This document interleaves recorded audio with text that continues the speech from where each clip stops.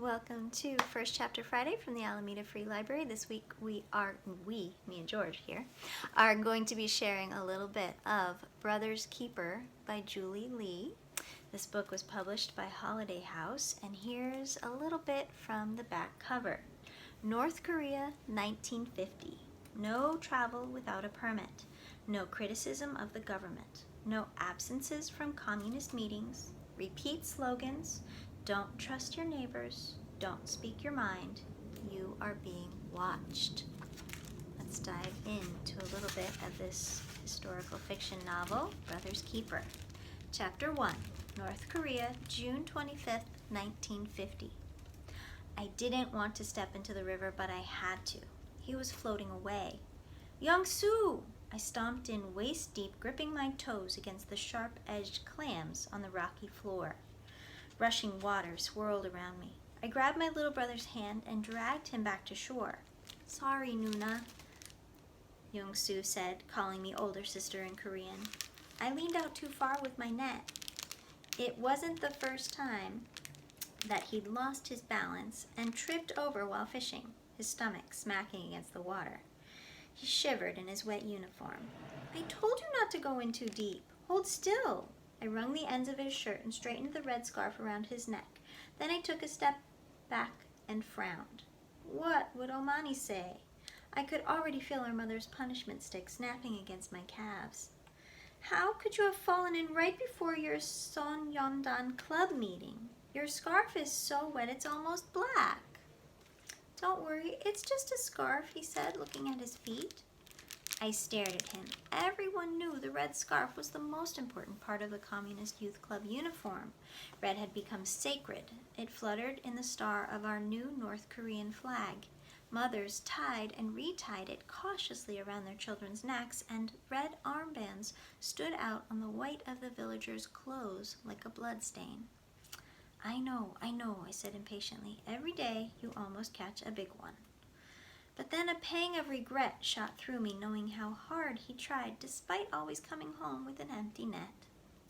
I'll make it up to you tomorrow. What kind of fish do you want? Trout? Salmon? Catfish? He puffed up his skinny chest like a little man and extended his arm toward the river. Just name it and I'll catch it for you. Before I had the chance to give him a stern sideways glance, the kind Omani always gave me, he smiled earnestly. A piece of black plum skin caught on his teeth. I sighed, wondering if this was how he always kept our mother from staying mad at him too long. A bell chimed from the schoolhouse on the hill. The teacher, Comrade Cho, stood in front, waiting to close the doors. A red band clinched tightly around his upper arm. Stragglers from Young-soo's third-grade class sprinted past us as we headed up the slope. You can't be dumber than the fish if you want to catch them, a boy shouted at us, his red scarf knotted perfectly. Young-soo pushed up his sleeves. At least I'm not dumber than you, and my sister is smarter than everyone, right, Nuna? I groaned. Why did he have to drag me into this? Your sister can't be that smart. She doesn't even go to school anymore, the boy called back, laughing from the hilltop. My shoulders stiffened. He was right. When I'd turned 12, 2 months ago, Omani had pulled me out of school to look after my little brothers. I glanced at Young-soo, so drenched and disheveled. Did he even know how lucky he was? You'll be late. I couldn't look at him anymore. Just go. I pushed him up the hill. Omani said that skipping even one Communist Youth Club meeting meant Young-soo's name, no, our family name, would go on a government watch list. And then terrible things would happen. What a beautiful day to labor in this socialist paradise, Comrade Cho announced as the students approached. Don't forget to continue gathering scrap iron for weapons and bullets, or else your parents will have to pay a fine. Your work is important in making the fatherland strong. Young-soo joined the wave of red running up the hill, then disappeared inside the A-frame timber schoolhouse. Looking at it, I felt a twinge of loss. Not for the girls' Sonyeondan club that I no longer attended, joining my parents at grown-up party meetings instead. Not for the new teacher, Comrade Cho, who gave candy to students for reporting anything anti-communist to their parents that their parents said at home. Not for the kids in class, who were loyal to the party first and family second, and could never be trusted as friends, but for all the learning I was missing. Math, geography, science. When I could escape from my chores, I hid behind the willow tree by the school window and eavesdropped on the class. Today, though, was not a day for escaping chores. I picked up my laundry basket and balanced it on top of my head. The sound of wooden paddles beckoned me back toward the river, and like a funeral marcher, I went. Downstream, mountains of laundry littered the bank. Women squatted on flat boulders jutting from the sandbars. They scrubbed pants with thick bar soap, their shoulders pumping like pistons, then beat them with flat paddles as if spanking their children. Without any men nearby, the women gossiped about husbands and mothers-in-law as they lifted their shirts to wipe their faces. I looked away. "Yeah, Sora, what are you so embarrassed about?" asked Mrs. Lee, her cheeks ruddy from the sun. I smiled, tight-lipped, and found an open area to set my basket. My long tan skirt was soaked from saving young Sue. "Why is your mom sending a girl to do a woman's job, huh?" a farmer's wife shouted. "Who else is she supposed to send, her sons? Anyway, Sora's not such a little girl anymore, right?" Mrs. Lee said. "Look, she's even starting to get a little breasts now." She poked me in the ribs, and I jerked like a string puppet. They laughed heartily. My cheeks burned, and I hunched my back to hide my chest.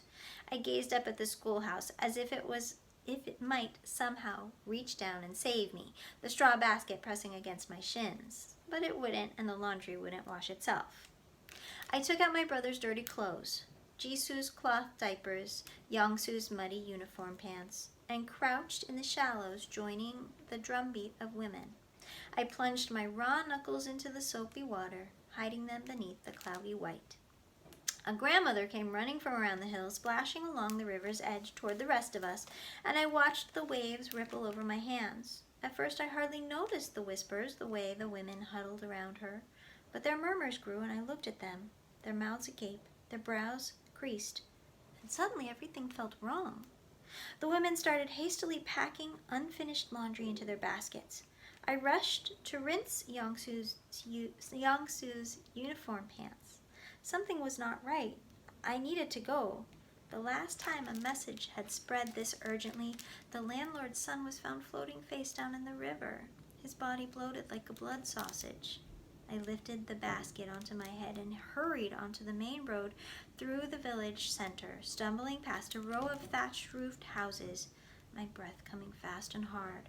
"Nuna!" I spun around and saw young Sue running along the bank. He stopped short before crashing into me. "What are you doing here? Were you sent home? Was it the wet scarf? Are they putting us on a list?" I asked, my voice rising with panic. "No, something amazing happened." Young Sue's eyes shimmered like the river, and he practically sang the words, "We don't have to go to school anymore." My stomach clenched. "What do you mean, Young Sue? That's impossible." "Comrade Cho told the whole class that because of the current situation, there will be no school until further notice," he said, carefully repeating his teacher's words. "He even said that today will be a day to go down in history." Young Sue jumped high in the air, hollering and hooting as his sudden change in luck. "No more school! No more school!" My palms turned cold and clammy. "We need to go home," I managed to say. "Come on." We walked past streams flowing into rivers, then through plains and pastures until we could see the rice straw roof of our home. The house was square-shaped to block the bitter winds cascading down the mountains in winter, and it sat squat in the countryside, 50 miles north of Pyongyang, the capital. Although it looked like every other farmhouse in the valley, it was unmistakably home, the rounded edges of the warm thatched roof hugging the house like a mushroom cap. Around it, fields of corn and millet stirred in the hot wind. We hurried inside. A broadcaster's voice and the hiss of static rushed to greet us. I set the basket down and stepped into a pair of house slippers. Abaji sat as motionless as a rock. I may have said that incorrectly. Abaji sat as motionless on a rock, leaning into the radio. Deep lines creased his forehead. I had never seen our father look so grave. Beside him, baby Jisoo looked up from a pile of clean clothes, yawned once, then went back to his favorite pastime, pulling socks over each of his feet. Young-soo and I sat on the floor beside Abaji. I quieted my breathing to hear, but I couldn't understand the announcer's words through the heavy static. I turned to Young-soo and shrugged, unable to explain Abaji's pensive face. All at once the signal cleared, and Young-soo's eyes brightened as if he had just solved a riddle. "That's what my teacher was talking about. That's the reason there will be no more school," he shouted, pointing at the radio. "War! War! Starting today, we are at war." Well, I really can't wait to read the rest and find out what happens to these incredible characters in Brothers Keeper by Julie Lee. You can check this book out from the library. What do you think, George? He's excited. I hope you are too. Take care. Have fun reading.